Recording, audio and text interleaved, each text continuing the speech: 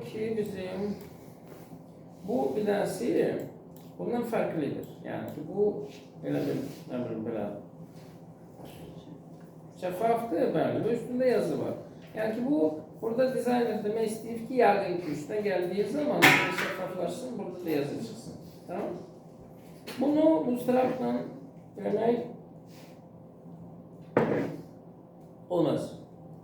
Çünkü bu tarafta şeyler nazarda tutulmuyor. Yani burada CSS yazmak lazımdır. Pseudo klaslar. Burada ancak klaslar var. Yani ki bunun üstüne gelende, bu bizde nedir? Bunun adı var. Bunun adı Surgeons'tı. Okay? Onun için burada yazılır ki Surgeon hover olduğu zaman yine istedik. İstedik ki onun kapasitesi olsun misal için 50 faiz. Yani ki balansın. Okay? Burada da aynı şey olacak yani. Hem Surgeons'ın hover'ında hem de ki Children'ın hover'ında aynı şey olacak. Onun için bunu iki defa yazmaya ihtiyaç yok. Bunu bir defa yazırsan virgülle formada kifayet. Bu bir. Geldik o. Birincisine işliyor. İki, içinde yazı olmalı. İçinde yazının olması için içinde yazı olmalıdır. Tamam? Aslında ki olabilsin ki biz başta söndüreceğiz. Yani bunun içerisinde yazı olacak. Mesela H3 ne yazılacak orada? Le mot about. Bunun klası bu arada text uppercase'ti. Buraya yazılır. Le mot about. 2 olmalıdır. Yani burada yazmamışım yazmamışım. Tamam, burada yazılır text white. Evet. Yani ki hazırda bu burada durur. Ama burada durmamalıdır. Nerede durmalıdır? Ortada olmalıdır. Ortada olması için inmeli. Display flex. Buna ise vermeliyiz. Margin auto. Aslında ya da ki o birine vermeliyiz. Justify content, ne bileyim ne zırt bu. Margin auto bizde var mı? Buna yoklayalım. Buna veririm. Margin auto. Bakalım. Yok, burada değil. Bakalım. Yok. Bu yemeli. Ne yazmışsınız? Me. Niye yazmışım me? Geldi düştü ortaya. Şu. Ve salam şu. Tamam gördünüz mü? Okey. Aynı şeyi ben burada değineceğim ama bir tane de şey var. Bunun başta hidden olması lazım. Tamam? Onun için ben buraya yazarım. Display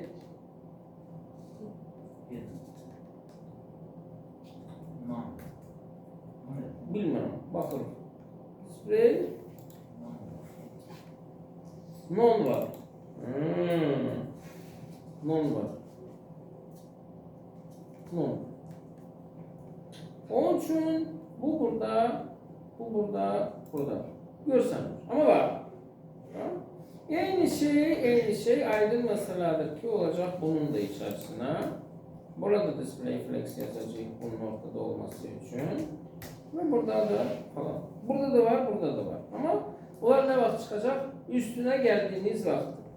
Hover'da. Değil mi? Hover'ımız buradaydı. Hover'ımız buradaysa o zaman biz burada dedik ki bir tane şey dedik ki bunun üstüne gelende veya bunun üstünde gelende içindeki H3'ün display'i olsun inherit veya initial.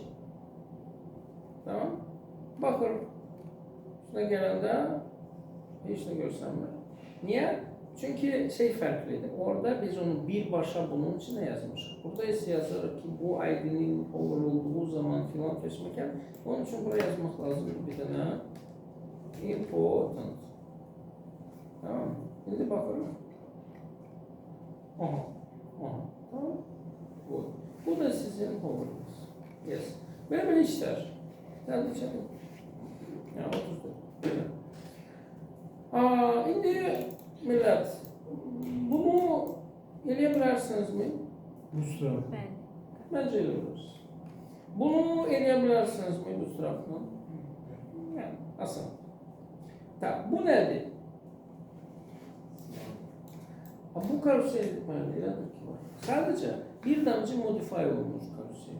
Bunun oxları, karuseller deyil burada. Karusel. Bakın. Bunun oxları buradadır. Bunun buradaki hırt-hırtları bu da bunlar. Ondan sonra buradaki yazılar bu da buradadır. Şekil yoktur. Yani sadeleşmiş var yani. Teksiller, şekil yoktur. Bunlardır. Bunlardır ve yazı da budur. Ve yazı fırlanacak. Böyle içine falan geçmekten, tamam mı? Yani ne niyelik o zaman? Bunu götürürük ve ondan sonra buna özümüz stil yazmalıyıq. Bu arada eğer bir damcı internette aktarsanız bir sürü sayt var. Hansılar ki Bootstrap'ın kodları üçün müxtəlif dizayn template'lerini verir. Yani beləncəsi də var, beləncəsi də var, beləncəsi də var, tamam? Özünüz də elə bilərsiniz, o da heç çətin bir şey deyil. Desəm yalan olar, çətindir. Bununla əlləşmək lazım olacaq. Amma yəni əlləşsəniz və alındırsanız, onun da zövqünü alacaqsınız o başqa. Bu nədir? Bu formulu aydın məsələdir ki, yəni ki formlar burada bizdə mövcuddur. Bunun içərisində istədiyiniz şeyləri götürüb düzüb qoşa bilərsiniz. Burada da zaten çətin bir şey yox. Tamam, sayırsınız neçə dənə griddir, 3 dənə sütun yerləşdirirsiniz, hansılar ki mobildə alt-alta dursun. Çox. Tamam. Bu qədər. Onun üçün bu sizlikdir. Plus mütləq şəkildə təbii ki bunun üçün favorikanı düzəldirsiniz. Çünki favorikanısız sayt yəni değil. Yani düzeltirsiniz ve sizin Bootstrap'la düzeltilmiş bir dənə də portfolyoluk sayt olacaktır. Burada da neye fikir veririk? Ona fikir veririk ki biz demək olar ki o boyda saytı düzüb koşmuşuq. Bizim burada heç 10 sətirlik CSS yok. Niye? Çünkü hazır klaslardan istifadə eləmişik və Bootstrap'ın kodlarından istifadə eləmişik falan filan. Yani belə deyək də ilk yarım saat ola bilsin ki əziyyət çəkəcəksiniz, sayta baxmaq, şey tapmaq, buraya yazmaq, sayta baxmaq, tapmaq, yazmaq filan seçmək. Məntiqini tutandan sonra və bunlar artıq bir qədər istifadə edəndən sonra çox sürətli işləmək olar həqiqətən.